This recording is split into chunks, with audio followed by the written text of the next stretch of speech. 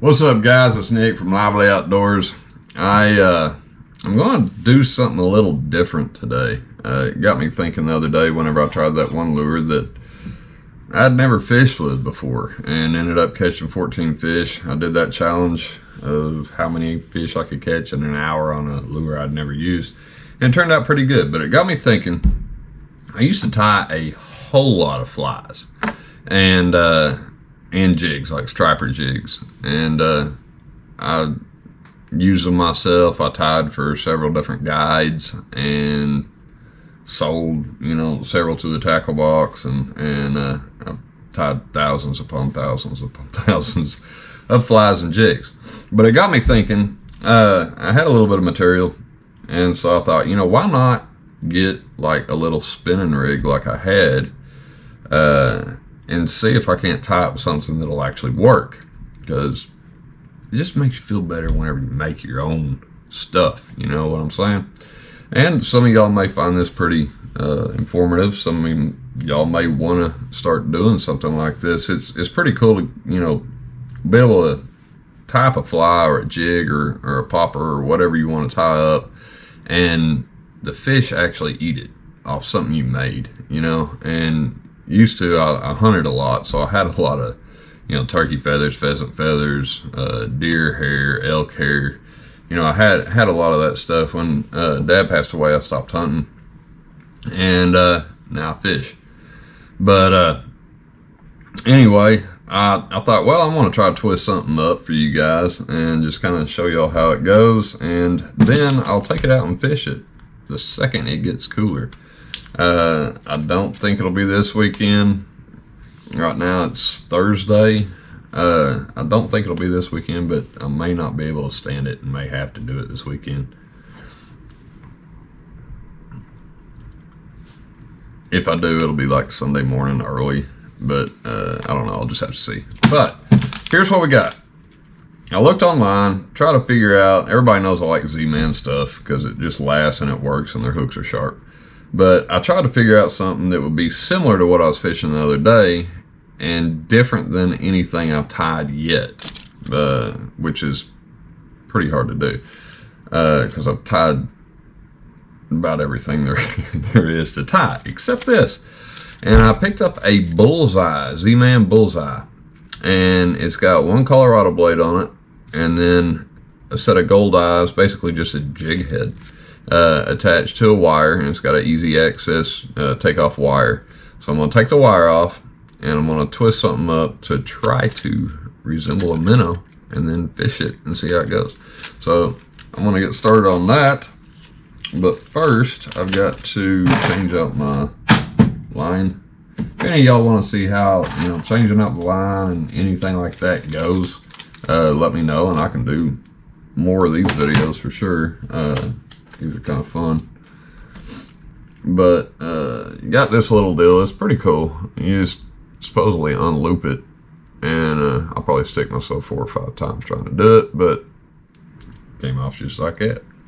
So then you got the Colorado blade and your wire and your fastener. Now all I have is a jig head. It's got gold eyes. I would prefer red, but maybe the gold will work. It's actually kind of I think it's a saltwater.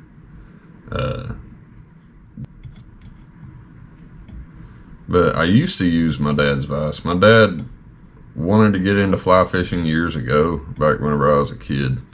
And he really wanted to get into it. And Mom got him all the stuff to do it. And this is the vise. It was his. Right here. I don't know if you can see that. My GoPro screen went off. But this was his vise. And that's what I tied every single fly I'd ever tied on. And I started tying jigs and larger stuff like that. And it just started wearing out and wearing out and wearing out. But you can pick one of those up. I mean, I tied probably 10, 11,000 flies and jigs on that thing easy before I picked this one up.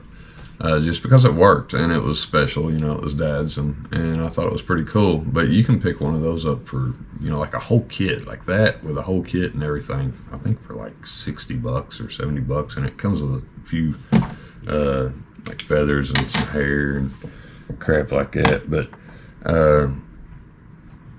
it's a little expensive to get into fly tying, unless if you do hunt, because if you do hunt, you're going to have some stuff you can just play with and get some old hooks or something like that, and just kind of get the hang of it, because you're going to screw up at first. I mean, I taught myself from YouTube. I didn't have anybody teach me.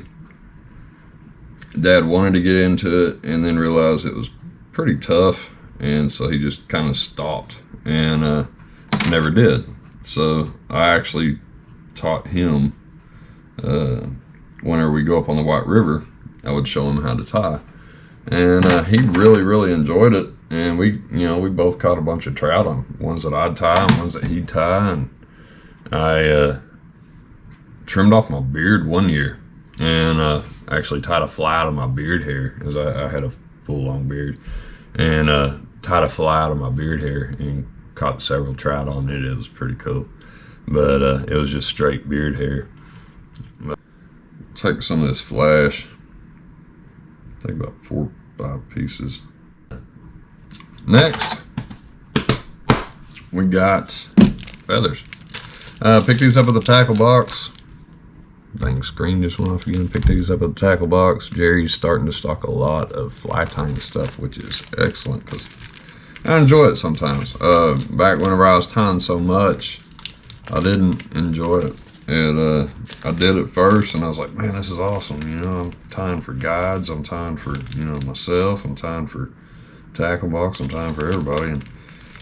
And it turned out, you know, at first I was just tying, like, I'd tie, you know, 400 or 500, you know, a week to 2 weeks. And then it got to where I was tying 2,000 and 3,000 in a week to 2 weeks. And I would work 8 to 4:30 at Coke. Get home, I'd start tying at 5, tie till about 11 o'clock at night. And then on Saturdays and Sundays, I'd wake up at 8, start tying by 8:30, 9 o'clock, and tie until 10, 11 o'clock at night. And I just didn't have any time to do anything. It's good money, but it's another huge plus to tying, depending on what material you use and all that. It can give more buoyancy to your baits. So like if you're tying a jig or something like that, you've got a lot more hang time than you would have with like a rubber lure or a plastic lure or something like that, because whenever it sits in the water column, it'll sit there and just kind of flutter, and you'll see each single fiber of hair going in and out. You can test it. I've tested them in the bathtub, you know, just checking them out and everything, and it's pretty cool, to be honest with you. So I'm gonna stack that in there, and the way I do this, I kind of roll mine. It took me a while to get used to that, but you'll kind of go over once, go over twice, and then you'll just kind of spin it around, get it all the way around. It kind of spreads out and fills in the area, kind of like. And then we got our green hair. We're gonna twist that up on top. Stick that just like. And another huge plus, which is something I'm going to be testing out here shortly. God, those hooks are sharp.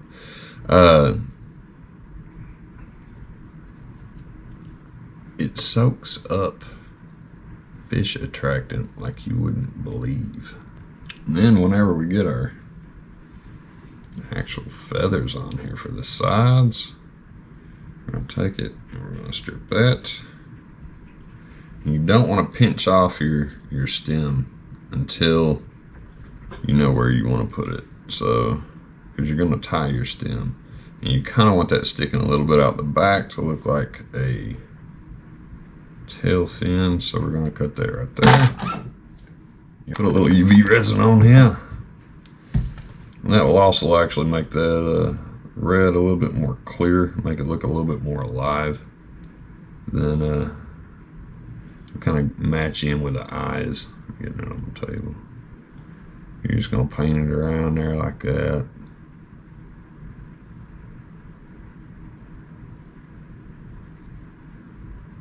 Try not to get it too thick or to where it'll ball up or anything like that. Let it sit there for a second.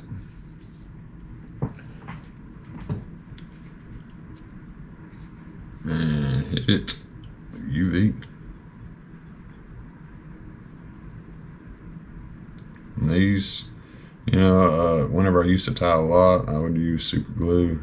And whenever you're using UV resin, you don't have to let it dry near as long. I mean, instead of having a little rubber lure, you'll have an actual jig, and this is an 1/8 ounce jig. Now, whenever it gets wet, it's going to sink a lot better, but this may run a little higher in the water column, which where I'm going to throw it is probably going to be out at Thor. So, I mean, you're looking at 4, maybe 5 feet deep anyway, so it doesn't really matter. Now, if I tie up some for lakes, and this actually works really good, I've got more over here, but if I tie up more and I'm going to fish like some deeper waters, I'm going to go up to probably 1/4 or 1/2 and throw it like that and throw it on bait casting rod. But something like this, I'm probably going to be throwing it on my Daiwa all-purpose rod instead of my ultralight, because it is a little bit bigger than what I've been throwing. Alright, so this is what you're looking at once it's wet. I don't know if you can see that better, but it looks a lot different when they actually get wet than whenever they're poofed out. But whenever they're wet in the water, they'll be about like that. They have a heck of an action, and it just got me thinking the other day whenever I was doing that with this thumper on this Colorado blade and how much vibration is going to come off that wire, how much movement this thing's going to have in the water. But I can't wait to try that out. That's going to be pretty fun. Maybe y'all will enjoy it. I know I'm going to enjoy it. It's all about all of us enjoying things, right, guys? Right, Stinky Poo? Can I beat you up and show you to the people? Yeah, this is the pup I always have to come back to let out to take a crap. You're my sweetie, huh? Yeah. All right, guys. I will see you guys next time, and I will be fishing that little lure. I may tie up another one just in case I lose it or something like that. But see y'all next time.